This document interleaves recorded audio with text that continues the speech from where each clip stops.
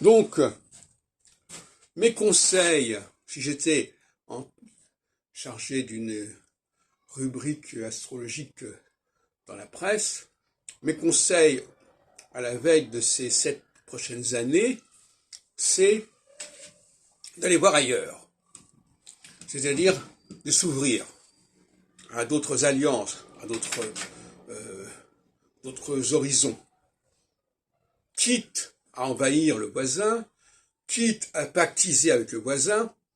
Il y a plusieurs structures possibles, plusieurs solutions possibles, mais il s'agit de se renouveler en jouant l'altérité externe, que j'appelle l'altérité externe. C'est-à-dire ne pas s'enfermer dans le périmètre limité, dans le Lebensraum limité, mais comme on le ferait en période solsticiale, dont nous venons de sortir, nous sommes en train de sortir et qui a duré pendant 7 ans, il s'agit maintenant d'aller voir d'autres alliances, des alliances improbables, des alliances que l'on n'aurait même pas envisagées autrefois, des alliances contre nature, si on pouvait dire.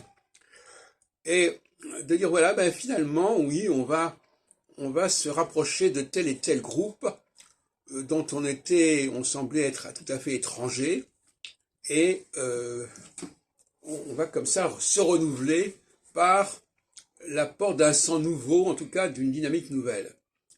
C'est comme ça d'ailleurs que le pacte germano-soviétique s'est constitué en 1938. Bon, ça n'a pas duré indéfiniment, mais enfin, c'était bon, rien ne dure indéfiniment, même au sein d'une même période.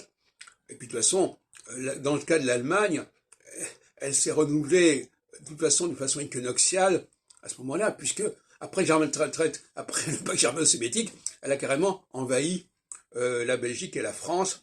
Et donc là aussi, il y a une équinoxialité évidente, puisque on intègre, on récupère des territoires qui étaient séparés par des frontières. De même qu'en 67, toujours en période équinoxiale, 28 ans après 39, eh bien, Israël a annexé, a occupé la Cisjordanie et le Sinaï dans une logique tout à fait équinoxiale.